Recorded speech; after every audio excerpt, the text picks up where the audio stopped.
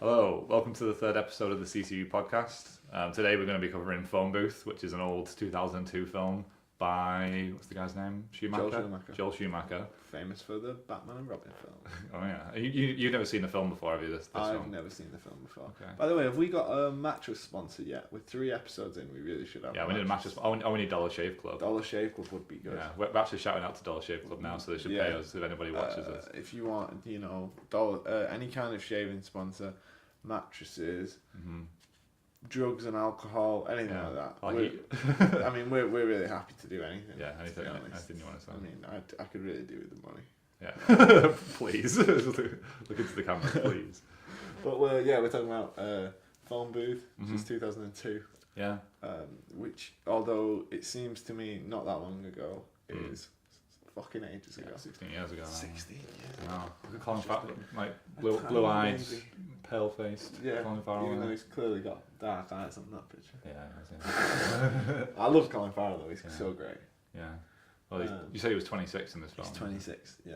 He's not actually that old now, but he's taken on the look of a man much older than himself. Yeah, as well. He's gone for it, like, he's already looked stately and, like, silver-haired, and he's only, like, I bet he's, like, in his 40s. Well, he is. What was the last thing you saw him in? I haven't seen him in anything in age. I keep thinking of him as Bullseye in Daredevil. That's an old film as well.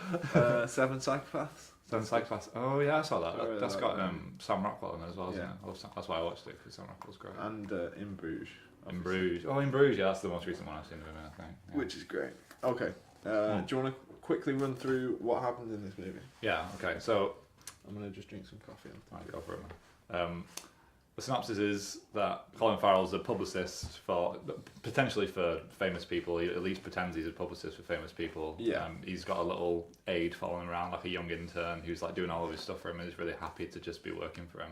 Yeah. And Colin Farrell is on the phone constantly to all of his clients. So one of them, Big Q, is this little white rapper guy with a little beanie hat on, sat next to the 2 biggest black guys you've ever seen in a limo, and he's shouting cracker down the phone at Colin Farrell. It's really a caricature. And then he ends up. He goes to a phone booth after he's done with all that. I mean, he does a bit more on the street where he's like chatting to people, and people are just like, "You owe me money," and he's like, "Ah, no, I don't. I'll send a party your way," and then carries on. Yeah. And then he gets to the phone booth. And he takes off his wedding ring, because he's calling this girl who's like an aspiring actress who he wants to like use his influence to sleep with her. And then hangs up the phone on her. Random call comes through, answers the call. Guy on the other end of the phone tells him to stay in the phone booth. And scary voice. Yeah, with a scary voice. Tries to. I think. Just before that, they sent him a pizza. Actually, the guy with the pizza box comes and he's like turns away the pizza. Like, fuck off! I don't want a pizza. Here's $5. Maybe eat it. It's like you look like you need a meal, even though the guy was fat. Like, he's really tight. Really mean to him. Yeah, he's really tight to him. He goes off all sad with his little pizza. Then the phone rings and he tells Colin Farrell plays Stu, the publicist. Yeah. The guy on the phone tells Stu to call his wife and tell him what he's doing with this other woman. Yeah. Yeah. And that's how it starts. It just spirals out from there, and he shoots he keeps him in the phone booth. He won't let him leave. He shoots a pimp, who tries to make him get out of the booth, and then he keeps threatening to shoot people and putting laser sights on people. I don't know how accurate laser sights are from like a few hundred. I don't know why he would have a laser sight on a sniper rifle, because he already has his own sight. All it does is give away. Exactly. I think he did Although maybe he's doing it on purpose. Yeah, to annoy Colin Farrell, to upset him. But then he ends up giving himself away, sort of, to Forrest Whitaker, who plays the cop. Raimi, yeah. What was he called? Ed Raimi. Chief Ed Raimi. Yeah. He takes over straight away and talks about how much he's sad about his wife leaving him. Oh, God. Yeah, he mentions his divorce about 6 times. Yeah. But we'll get on to him in a minute. So with a laser sight, he like gives away his look, because the chief eventually sees a laser sight and is like, oh, there's a sniper involved, and then the whole game changes. Yeah. Prior to that, they thought Colin Farrell had a gun and had shot the pimp. And then it's just a race to try and get to the guy, and Colin Farrell slowly spills his guts about how horrible a person he is, because the guy on the phone's like, tell everybody how horrible you are, or I'll shoot your wife, who's also on scene with all the police, or I'll shoot you, or I'll shoot Forrest Whitaker. And he reveals that he has hunted down like 2 other guys who were also horrible people and killed them because they wouldn't tell everybody what they'd done. Yeah. So like one of them is like I think one of them's like a carpet baron or something. Something like that. Well, one was a banker, wasn't he? Something like on Wall Street. Or something like that. And they were both awful. And he just like, they didn't look out for the little guy, so he killed him. Yeah. But we don't know anything about him. We never find out anything about him. He like uses that as a tactic, doesn't he, to upset Colin Farrell. He's like, I've killed those two, and then at times he's saying stuff like, "You're doing much better than they were doing," just to remind him that he's killed 2 people before now, and he's next if he doesn't follow the rules or his instructions. I'm gonna be so awake now. I'll finish that class. Good, well, there you go. It's gonna get really. It's gonna be a crazy podcast now. It's gonna be like. It's going to be like Colin Farrell in that phone booth, just dancing about. Just sweating for hours. Right, he's so sweaty. We were saying, like, because films take a lot longer to record than we thought they did. Yeah. So he must have been, because he's sweating all the way to this film in the phone booth the whole time with the phone to his ear, and it's like freaking out. He looks terrified. And he must have kept that up for like a year or something as they were filming the whole time. You asked this question, whether it's filmed in New York or whether on location, or whether it's filmed on a set. It's got to be filmed on a set, hasn't it? Yeah, I think so. Because they couldn't have shut off. It's just one street though, I guess, isn't it, in New York? Yeah, like one random street. It's a relatively short film as well. It's only about 80 minutes. Yeah. If they'd shut down a street in New York for like a few weeks, that would have caused a lot of issues. Yeah, but they did do it though, because with like with Captain America, do you remember the first Captain America film that came out? They filmed something like in Manchester. I remember they closed off the streets there, and everyone was trying to like peer over. But they do that for like a couple of days. Yeah. Yeah, this is all in one place. Like he never leaves the phone booth. Yeah, the whole. I've got some great trivia about that later, actually, about him never leaving the phone booth. All right, okay. But I'll leave you with that one. Was it an accident? Did they lose the other sets? It involves another famous actor. Oh, really? Famous director. Was Jean-Claude Van Damme meant to play the killer? And instead of being a sniper, he was a little ninja. He was meant to be in the little roof panel at the top of the phone booth, and he was going to say, like, "I've left you a weapon," and he pulled it's just Jean-Claude Van Damme clinging to the top of the phone booth. But he's busy doing Predator again. So what do you want to talk about? So we'll go for cinematography first. Like, we'll just talk about the weird shots, because it is 2002. It's 2002, and there are a lot of. It opens on a very classic. Like, it reminds me of the start of like Spider-Man or it reminds me of the Matrix a bit as well. The Matrix starts a bit like that, with showing how like it's like showing the streets, and it's like, what if you didn't live in a real world? And this is like, what if the world was flooded with cell phones, which it now is, because it's 2000. There's a period between movies don't necessarily always have an opening credit scene anymore like they used to do. No. And this isn't even a credit scene. I don't think I don't know if there's any credits in it. They played some music at the start, didn't it, briefly? It was like, there was some guys singing in the street, and then that was like the music, and then it cut to them. It's like, oh, it's just them singing. And all of a sudden, it just went to this weird techie music that just goes one, one, one, one, one, all the way through it, and that's there's like CGI bits of like going through phones, and there's a satellite and stuff. It's very strange. And then they do that thing where they put like 4 shots all at once, so they do like a split screen. As though you're playing a video game 4-player. They do like a split screen where they're showing different shots of all different bits, and one of them will be Stu talking on his phone, and the rest will be other people on their phones and doing their thing. Exactly. So at the start, I think it's quite jarring. I don't think it necessarily works, but that's probably because there's been, like you say, 16 years between. 16 years? Yeah, 16 years between now and then.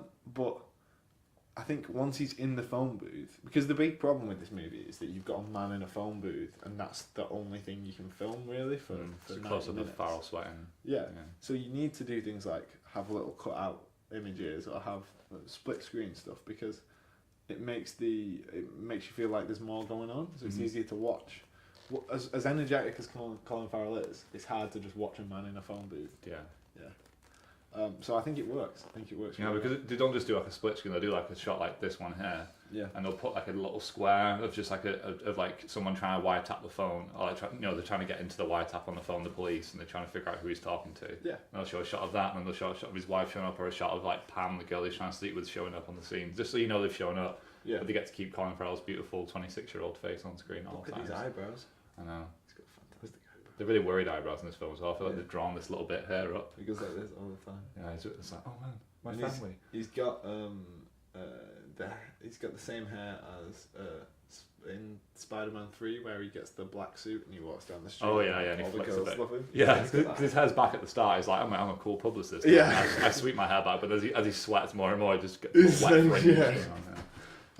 I like his. My 2 favourite characters in this movie are the kid who follows him around at the start, who's just really happy to be there. Yeah. And the second cop, the guy who's like number 2. Oh, the one who's protecting him all the time. Yeah, and all he does is wildly wave his gun around all the way through the movie. There's like a scene where he's on his phone and he's got his gun out and he's just like It's like talking, just pointing randomly into this crowd. Exactly. Well, we should talk about characters then. Because we can go on to characters now. Cinematography is pretty basic. It's those shots, and then they use a lot of like fast mo as opposed to slow mo. Yeah. So like when we watched Mission Impossible, that was like year 2000.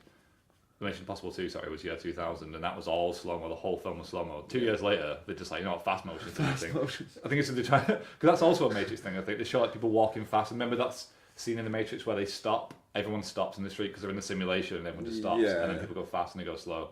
I feel like this film's taken a different part of the Matrix and ran with it. The Matrix made such a massive impact. Yeah, I know. It was like 99, so it's like just before the millennium hit, and everyone was like, "This is the film." We have computer. Well, after the world is destroyed, we'll rebuild with fast and slow motion.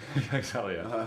So with the characters, I was going to say my favourite character, at least at the start, was Big Q because I loved him. Oh yeah, Big Q's great, but he's only in it for like 2 seconds. Yeah, he's like, "Give me my party cracker." On the phone to him. And Colin Farrell's like, "Yeah, don't worry about it," and then he just puts the phone on. He keeps ringing. He basically he's like Jerry Maguire at the start of this movie. Yeah. He just rings people up and then he says stuff and then you get confused by it and then afterwards it's revealed that he meant to do that the whole time. Yeah. You don't really know how big he is either as a publicist. He claims he's a lot bigger than he is, and when the killer's on the phone to him, he's taking the piss out of him a little bit. It's just like, "Oh, can you get me like Larry King down here to do an interview? Yeah. Can you get me this person down?" And he's like, and then I think Colin Farrell says, they're busy. And then the killer's just like, "They're busy. You don't know them." Yeah, he doesn't know these people because he's been bugging him for like weeks and listening to his phone calls. So it's implied that he knows all these lies that Colin Farrell's been telling. Yeah. And his only real goal is to make sure Colin Farrell tells everybody the truth about himself, which I assume is that American accent is not real. That's what he's trying to get him to tell everyone. Yeah, it's like, you're not from the Bronx. I was Irish the whole time. Maybe the Bronx is like the island of America. I don't know much about. I don't know. But I like that everybody in this movie has a very, very heavy New York accent. Like, "Oh, I'm walking in." that accent. So yeah, So what do you think about Colin Farrell's character then, Stu? Colin Farrell, acting-wise, carries this movie because he's great. The character is great because it goes. You very quickly see it unravel. So it's one of the strengths of this movie is the first kind of 5 to 10 minutes. Where it establishes who he is and how sleazy he is very quickly. Even on the phone to the killer, he's sleazy for a while, isn't he? Until he realises what situation he's in. He's very manipulative. He's always trying to like control things. Like when he rings Pam, the girl who he's trying to sleep with, she's like, "Oh, I can't come," and he's like, "Oh, I cancelled the meeting, but that's okay. It's not so bad." He's like making her feel bad about herself and stuff like that. That's something I wrote down because I was like, right at the start of the movie, it was like he's clearly manipulating everybody around him. Like he manipulates the kid who's his assistant. He keeps telling him he's learning stuff and he's going to go somewhere, but he's not paying him to be there. Yeah. And he's just basically making him do what he wants by making promises that never pay off. So then when he gets in the booth, he's trying to do that again to the killer, and he's not having any of it. Because he's clearly heard him have these conversations 100 times. And he unravels, doesn't he? So because the killer straight away says, "Just call your wife and tell you want to sleep with somebody else, and it's over." But he won't do it because he's too proud to do that, or he's too scared to do that. And if he would have done it straight away, or if he would have done it after half an hour, called his wife and told her, it might ruin the film a bit. But they wait a long time before he actually reveals it, to the point where he's almost like dying, like he's like getting a hernia and everything. He's just like, "This is too much," and he just bursts out of the phone booth and starts expressing all of his like feelings about everything everything he's been doing. He goes through phases of like denial, where he's like he initially tries to bargain with him, then he tries to plead with him, and then he just won't believe it. Like there's a part where he puts the phone down and he's gonna leave, and then he sees the red light shine on someone's head. Do you want to flick that and make it go back up? Like he's desperately trying to do anything other than what this guy wants him to do, and in reality, if he just rang him, like you say at the start, and just told his wife what was going on, then that man wouldn't have been killed. Yeah, there were so many films where you just like, if they would have just done this, like with Lord of the Rings, people just like, if they would have just taken the eagles to the volcano, they could have just dropped the ring in. It's like, but then there would be no film. So there'd be no film. Yeah, so they have to like delay it for a while. And there's lots of eagle biological reasons why they couldn't. There's a lot of stuff around that I don't really. We don't want to get into that. So we'll talk about his mirrored character. Then we'll talk about the killer. Yeah. So I've written down loads of stuff about the killer, so I thought it was really interesting. Yeah.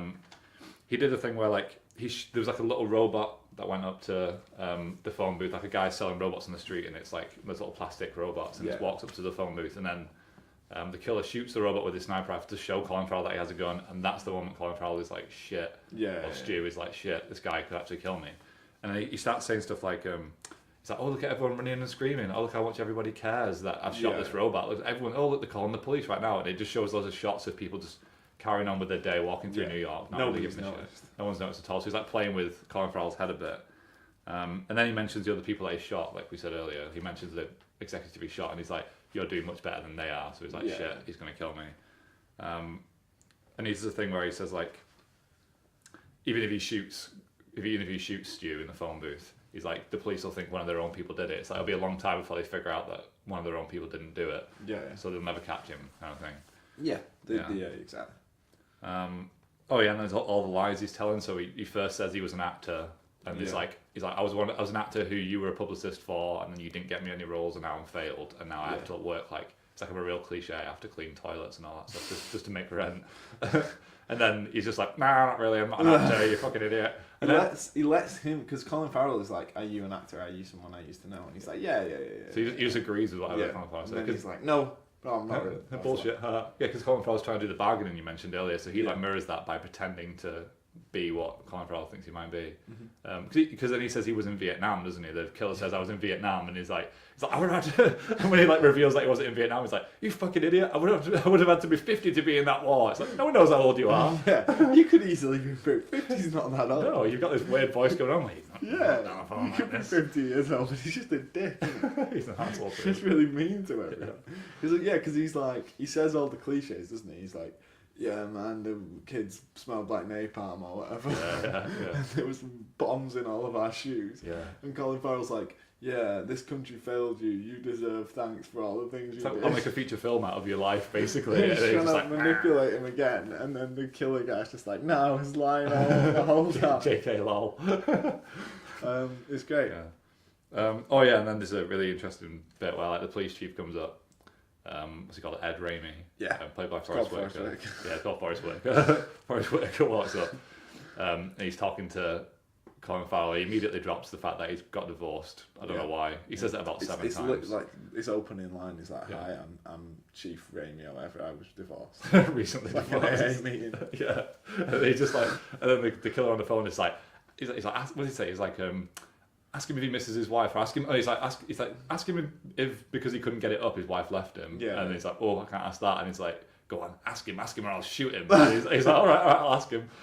He's like, could you not satisfy your wife? And Forrest Whitaker is a bit like, he looks a bit hurt by it. And then he's like, ask him if he masturbates now that she's gone. And he's like, do you touch yourself? Like what he said, he's like a really weird. He's like, you jack off? Jacking it? He's like, have you been whacking it? Like, you've been whacking it? He's like, and then your favourite character is just like, he yells something and pulls his gun out. He's like, "Don't stop saying shit to the chief.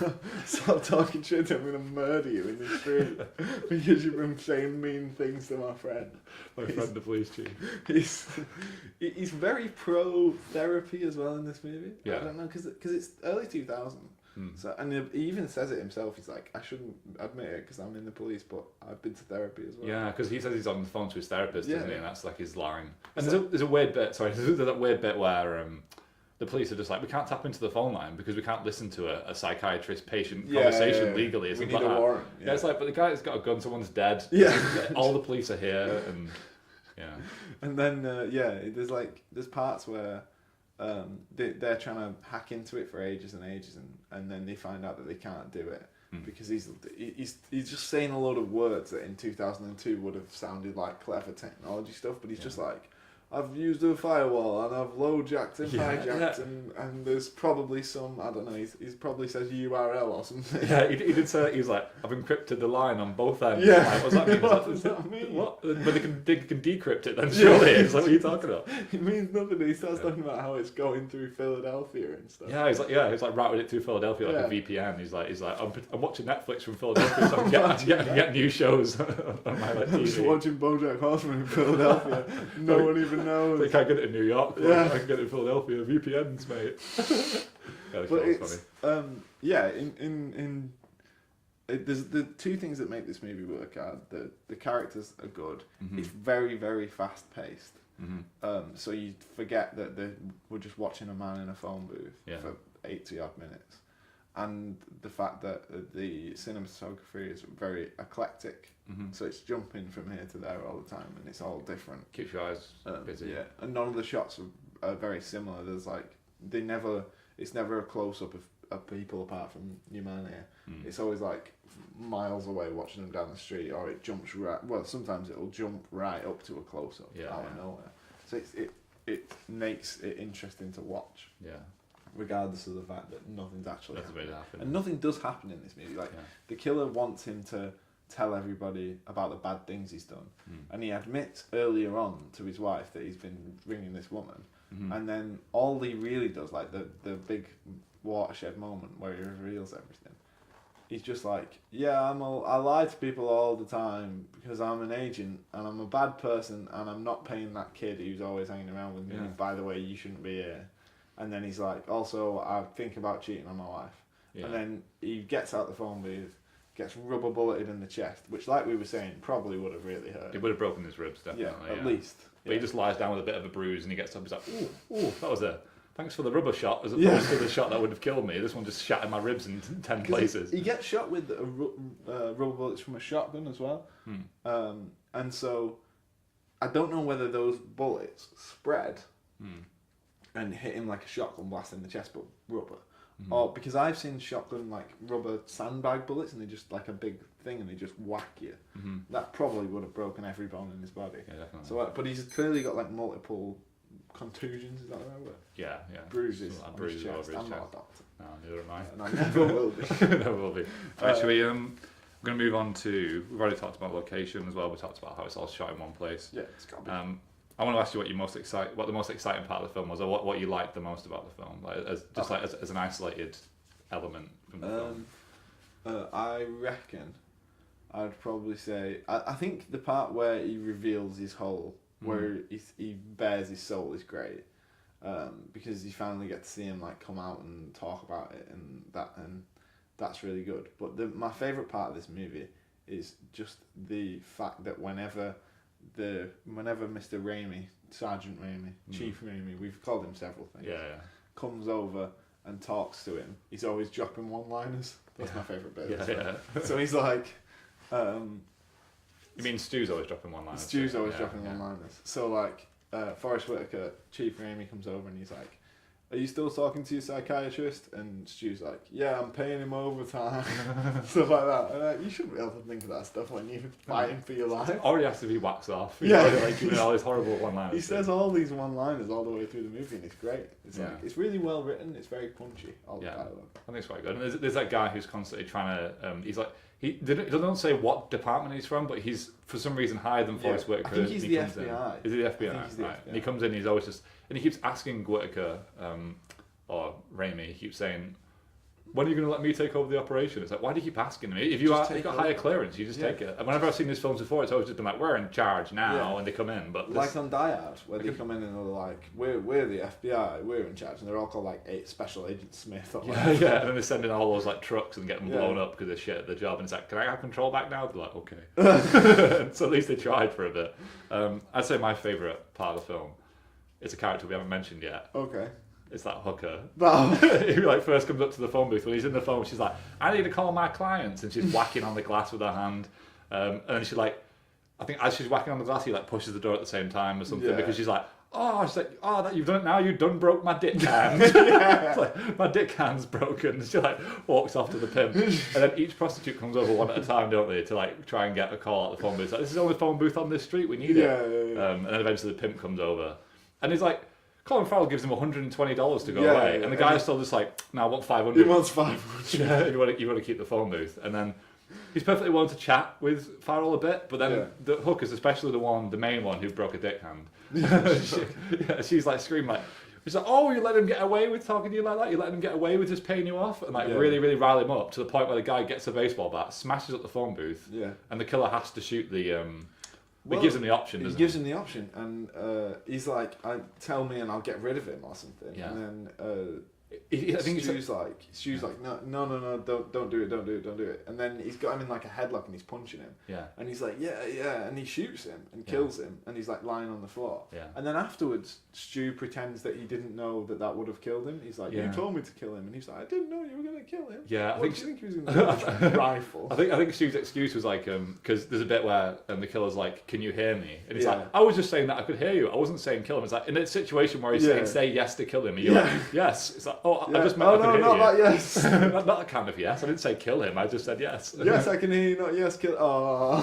And then the prostitutes after that are all freaking out. It's like, you've killed my. The one I already mentioned is like, you killed my baby daddy. And I'm like, oh, now he's your baby daddy. that's and they walk away and they're like, he's got a gun, and Colin Farrell's like, I've not got a gun. Yeah, I've never had a gun. It's like, I'm holding on. His arm is like resting on like the actual phone thing with nothing in it, and this one's got a phone in it the whole time. And I'm like, he's clearly not got a gun in his hand. At no point do they storm the thing and try and shoot him with a rubber bullet before he steps out of the phone booth. Exactly. Even though the glass window's already been smashed by the pimp, so it's completely open. And then he has to explain to the police that he's not got a gun, because all the prostitutes are like, he's got a gun, kill him now.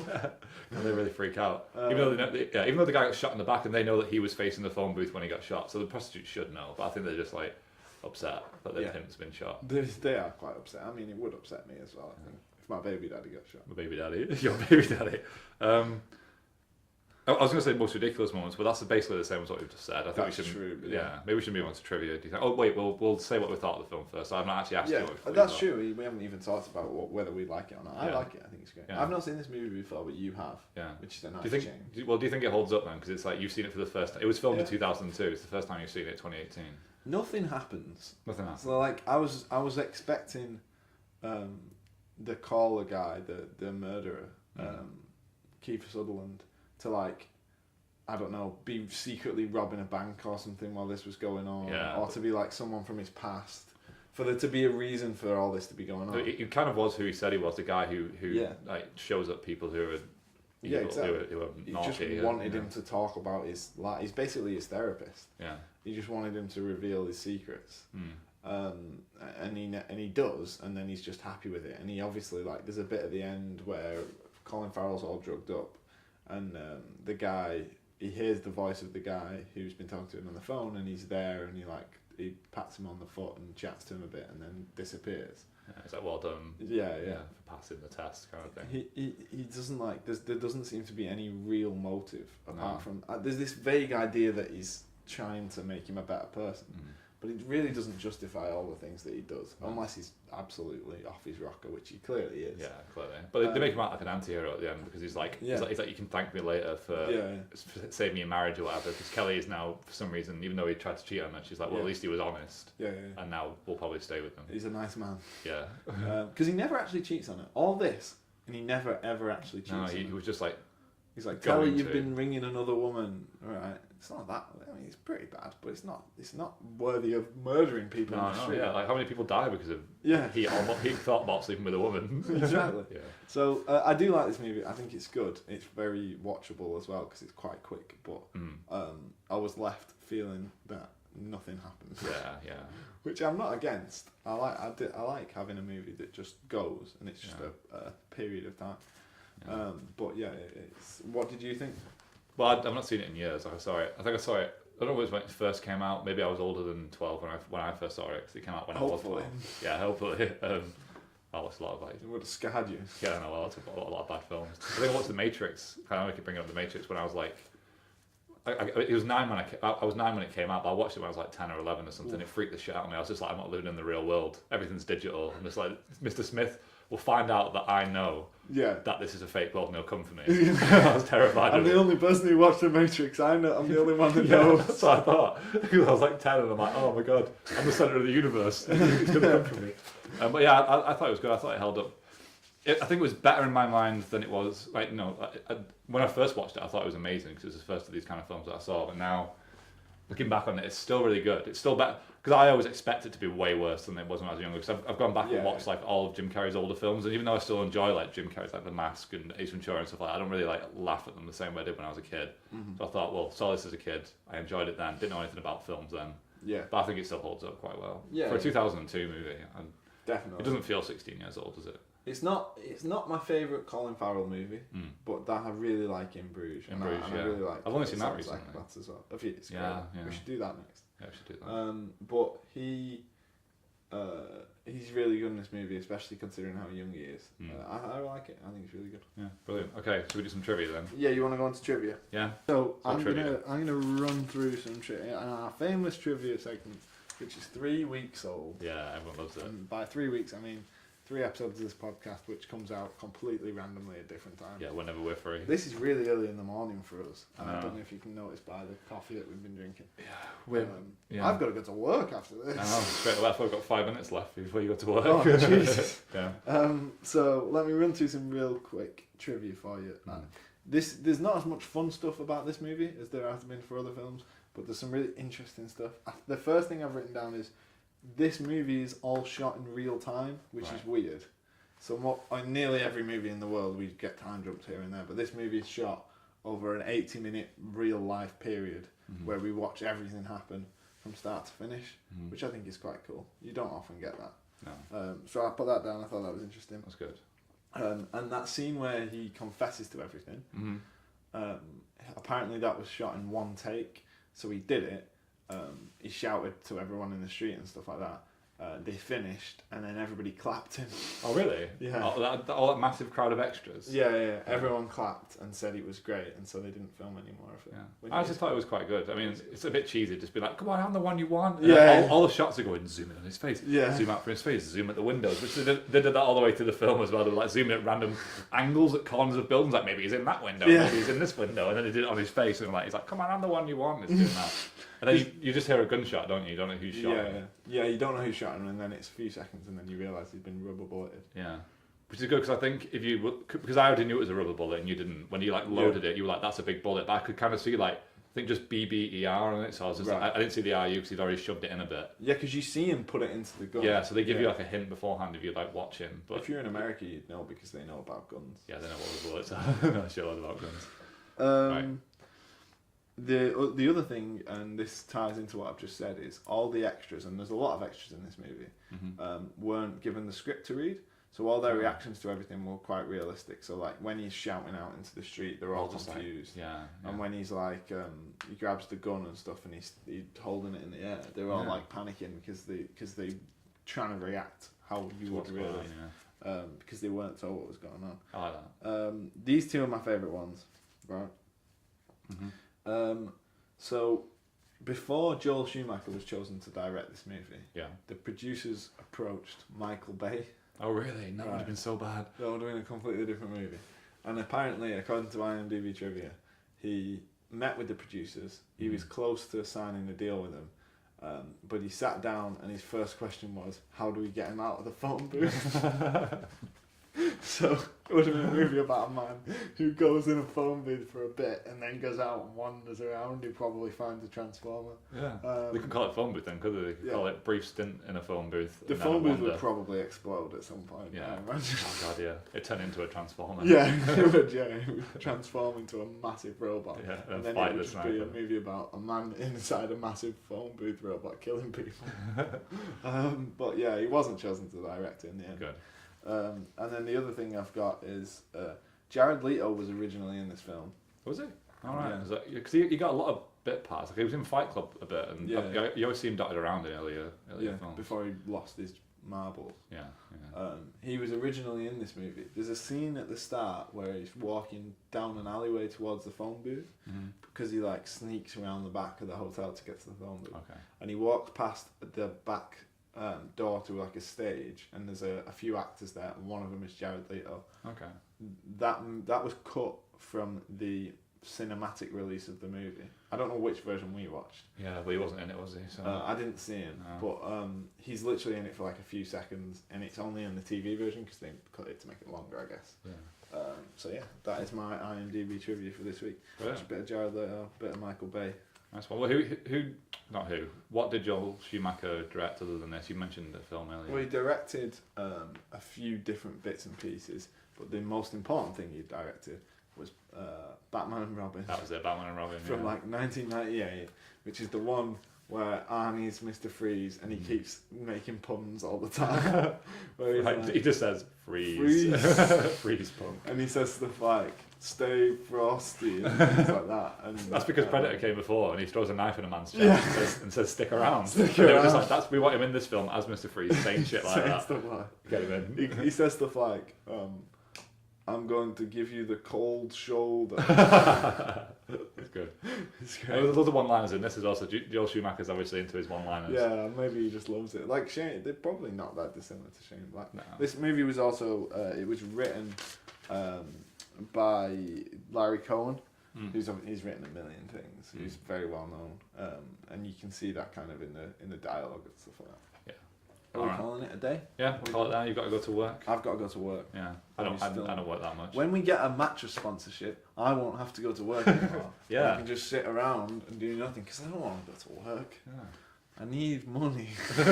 Just from some other means. Like I say, literally anything. We could sponsor Dollar Shave Club. We don't shave. We could be like Dollar Shave Club, and then we come on the fourth episode, all clean shaven, and be like, look at that, look at this razor, looking like tiny babies. Yeah, tiny babies. Yeah. We could do Dollar Shave Club. We could do mattresses. We could do tobacco. We don't do that on TV anymore. No, I don't smoke, but heroin. I'll promote it. Gambling. Yeah.